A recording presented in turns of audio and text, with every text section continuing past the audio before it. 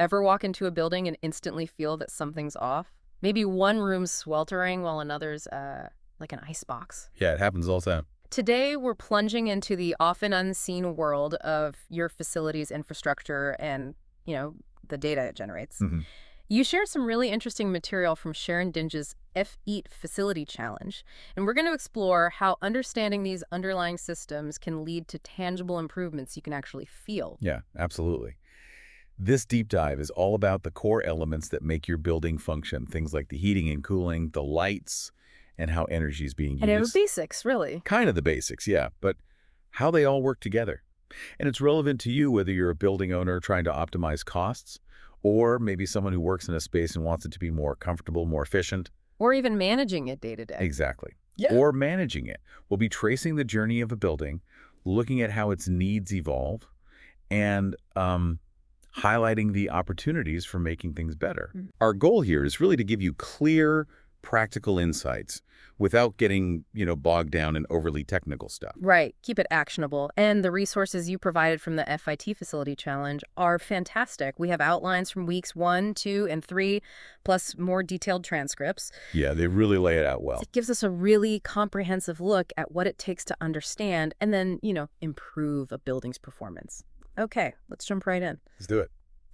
Something that struck me in the material is this idea that a building, much like an organization, has a fundamental purpose. So let's start there. What's your building's why? That's the perfect launching point, really. Think about it. Just as a company has a mission statement, your facility exists to serve a particular function. Makes sense. Does it effectively support that function, or are there aspects of the building itself that actually hinder it?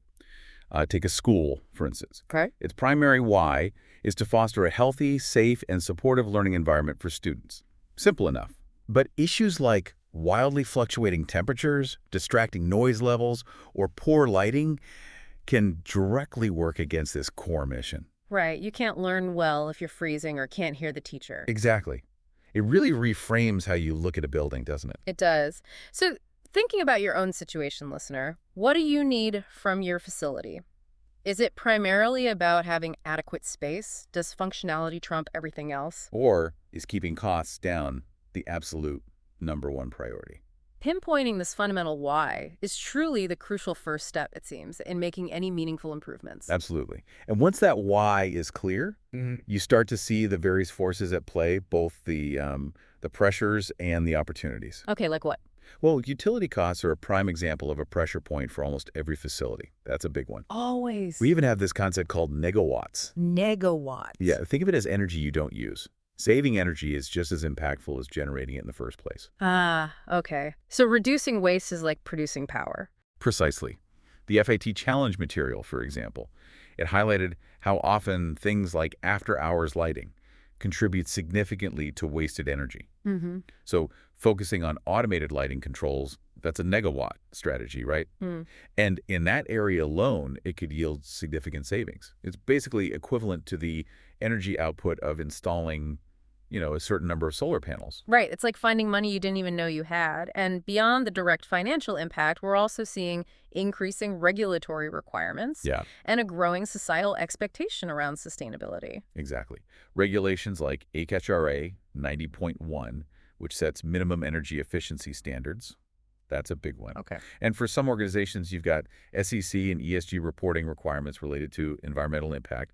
Those are becoming increasingly important. More paperwork. Well, yes, but also more transparency. Plus, there's just a growing expectation from the public that businesses and institutions operate in an environmentally responsible way. Sure. It's part of the brand now. It is.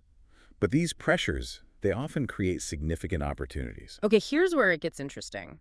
Because it's not just about avoiding penalties or, keeping up appearances, is it? Not at all. Proactively optimizing your facility can lead to tangible competitive advantages, streamlined operations, and a healthier bottom line, definitely. And a better image. And a stronger public image, yeah. And it's worth noting that many utility providers offer rebates and incentives for investing in energy-efficient upgrades. Oh, that's key. Often it's a win-win situation, both financially and in terms of your environmental footprint. It paints a picture of a building as something constantly changing, not just a fixed structure. Which leads us to this idea of a building's life cycle. It's not built and then stays the same forever. Precisely. Buildings are in a continuous state of evolution. When a new building is constructed, there are critical considerations right from the initial design, selection of materials, All the upfront stuff. all the way through to the crucial stage of commissioning. Ensuring all the systems are working as intended before the keys are even handed over. Right, testing it all out. Then, once the building is up and running, you inevitably encounter operational inefficiencies, the need for upgrades and modifications as the building's use changes over time. Things wear out, needs change. Exactly. Oh. And eventually, even the considerations around its eventual end of life. It's a full cycle. So the original design is based on that initial why. But as Sharon Dinges emphasizes in the material, the purpose of a building, how its spaces are utilized, even the fundamental operating parameters often shift over time. They really do. It's almost as if your facility has its own kind of life. That's a very insightful way to put it. And as it evolves, so do its core systems. Let's maybe delve into some of that fundamental infrastructure. Yeah, let's do that. Take HVAC heating, ventilating, and air conditioning. Crucial. This is absolutely vital, not just for basic comfort, but also for maintaining healthy indoor environmental quality. Absolutely. Can't function without it, really. We saw in the FIT challenge material that in places like schools, you often find specific types, like unit ventilators and fan coil units. That's right. For someone who might not be familiar, what are some key things to understand about these types of systems? Well, what's interesting here is that while these units offer localized temperature control, think of a unit ventilator in a classroom, individually heating or cooling that specific room. Okay, room-by-room control. Right. But they can also be a source of problems if not managed well. For instance, you can get set point conflicts where adjacent units are like fighting each other, one heating, one cooling at the same time. Wasting energy. Totally wasting energy. Noise issues are also common, particularly with older or poorly maintained equipment. I can imagine. And then there's lighting. It's definitely not just about flipping a switch to see anymore, is it? Oh, not at all. We need to consider indoor lighting for occupants, outdoor lighting for safety and aesthetics. Even how it looks, the architectural side. Right, even architectural lighting is part of the building's design.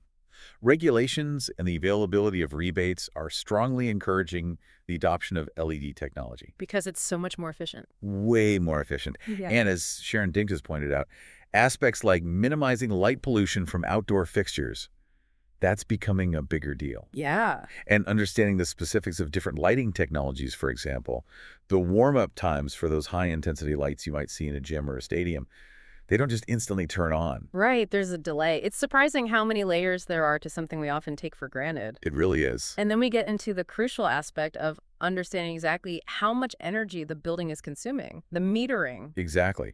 While every building has a main utility meter, the real insights often come from looking at energy use in a more granular way. You get more detail. Yeah, so metering different areas within a facility or even using smart breaker panels can provide detailed data on where and when energy is being used. Ah, so you can pinpoint problems. Exactly. Allows you to pinpoint areas of inefficiency that you might otherwise completely miss. And for facilities where continuous operation is critical, like hospitals, we can't overlook backup power and energy storage. Absolutely vital for resilience, especially for facilities like hospitals or, say, data centers. Traditional backup generators are still common, of course. The diesel generators. Right. But battery storage technology is becoming increasingly important for providing a more seamless and sometimes cleaner backup power source. Interesting. And what's fascinating is that even systems like elevators and escalators can be integrated into sophisticated energy management strategies. Really? To shed load during peak demand periods, sort of slow them down or manage their usage when the grid is stressed. Ah, never thought of that. And of course, a key question for many organizations now is how to incorporate renewable energy sources like solar PV panels or even small-scale wind turbines into their existing infrastructure. All right, integrating the new with the old. So all these different systems are generating information and need to be managed effectively. That's where the brains of the building come in the energy management system. Yes, exactly. And you might hear them referred to by various acronyms. BMS for Building Management System, BAS for Building Automation System, or FMCS, Facility Management Control System. Lots of names for basically the same idea. Essentially, yeah. They all describe centralized systems for controlling, monitoring, and managing a building's electromechanical equipment. Okay. And what's fascinating here is the breadth of their capabilities. You get User-friendly graphical displays, automated scheduling of equipment, precise temperature set point adjustments, Control. control, yeah, and automatic detection of faults and diagnostics, plus the really valuable ability to log and trend operational data over time, see how things are performing. It sounds like these EMS systems are the key to really getting a handle on what's happening inside a building. They really are the central hub. And this technology is constantly improving, isn't it? It is indeed. We're seeing the development of things like advanced rooftop controls, or ARC, specifically tailored for optimizing the performance of smaller commercial buildings. So not just for the huge skyscraper. Right. And the rise of smart programmable thermostats like Nest that really push the entire industry to create more intuitive and user-friendly interfaces for everyone. Yeah, made it more accessible. Definitely. We're also seeing more sophisticated demand response mechanisms like OpenADR, which allow buildings to automatically reduce their energy consumption during peak grid demand in a more streamlined way. Less manual intervention. Okay, so the building can react automatically to the grid. In theory, yes. But with all this technology and the vast amounts of data it generates, are there any potential challenges or things to be mindful of? That's a good question. This raises an important consideration around emerging technologies like AI and digital twins and the building management space. The buzzwords. The buzzwords, yeah. While they offer exciting possibilities for even greater optimization and like predictive maintenance, we need to carefully consider aspects like data privacy and security as these systems collect and analyze really detailed information about building operations and even occupant behavior. Right. Where does all that data go and who sees it? Exactly. Needs careful thought. That makes perfect sense. Now, Sharon Dinges placed a significant emphasis on integration in week 3 of the FIT Facility Challenge. Big topic.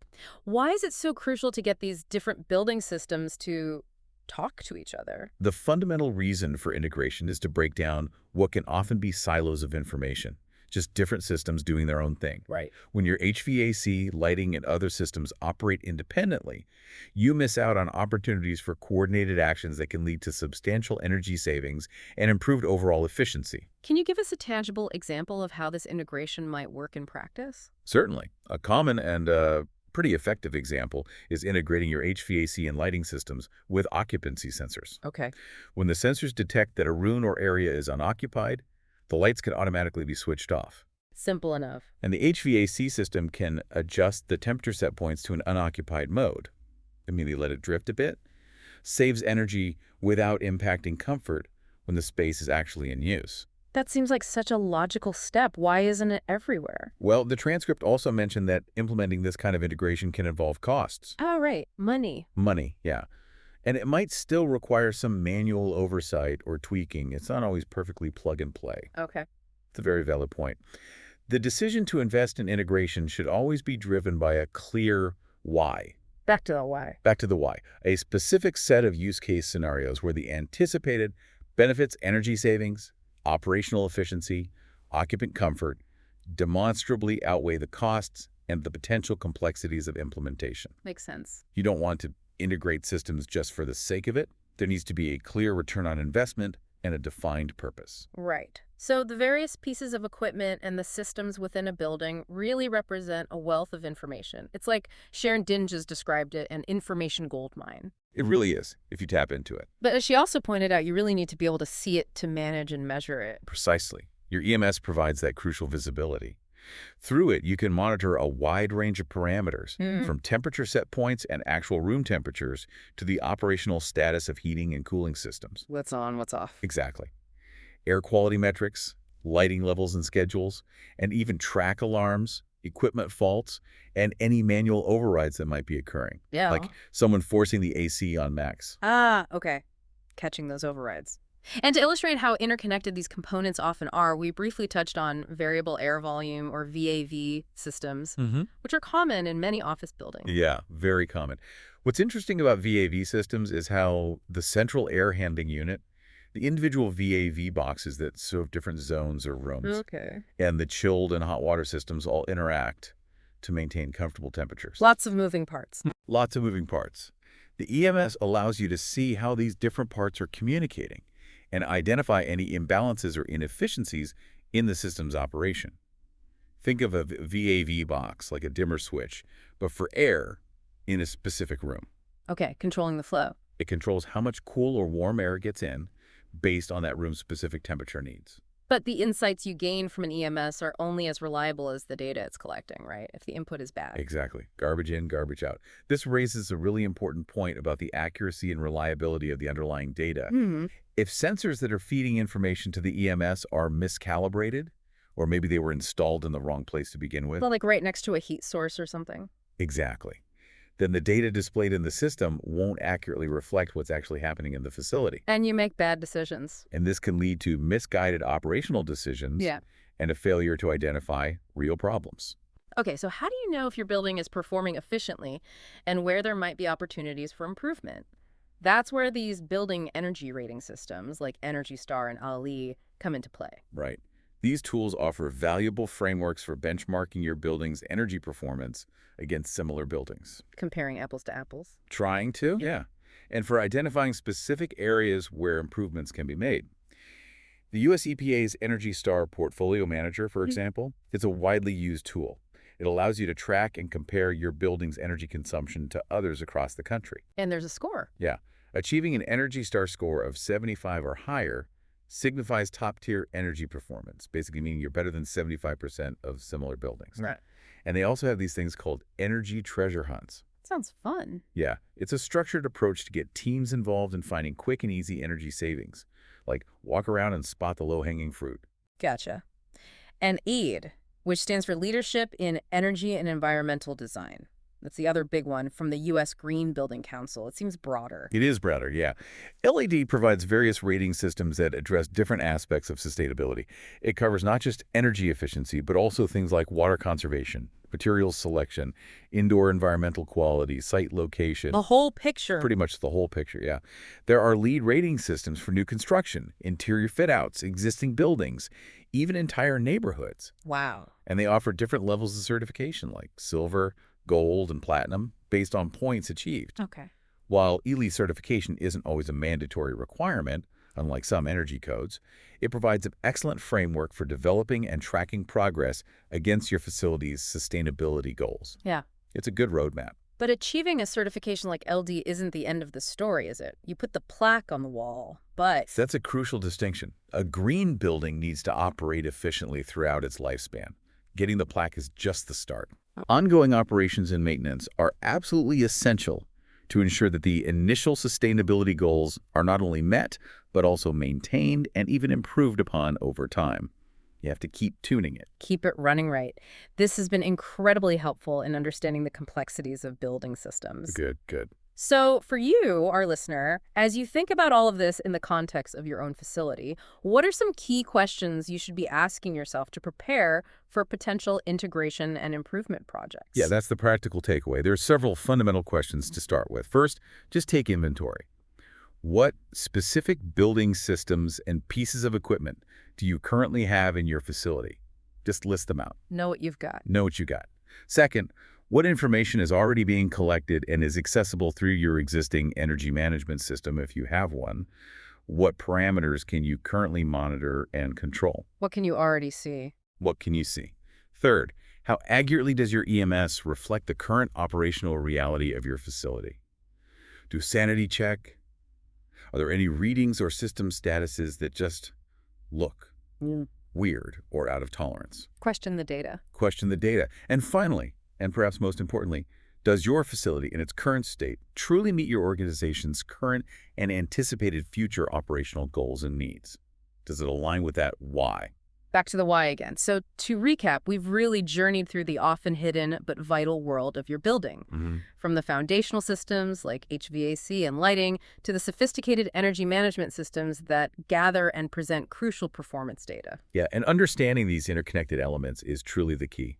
It's the key to unlocking significant potential for improvements in energy efficiency, the comfort and well-being of your occupants, and ultimately your overall operational costs. And it should all be tailored to the specific needs and the fundamental why of your building. Absolutely. It's not one size fits all. So what are some concrete next steps you can take, our listener?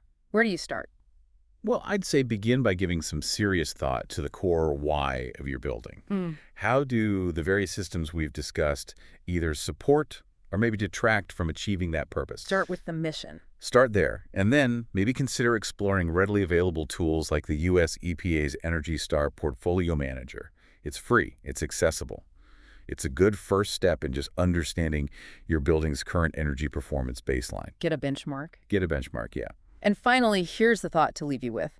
Imagine your building as a complex but potentially finely tuned instrument. Ooh, I like that analogy. What small adjustments could you begin to explore that might bring its performance into even greater harmony with your organization's overarching goals? This process of understanding and continually optimizing your facility, it really is an ongoing journey, isn't it? It absolutely is. It never really stops. And the more knowledge you have, the more empowered you are to make truly impactful changes. Couldn't agree more. Knowledge is power here.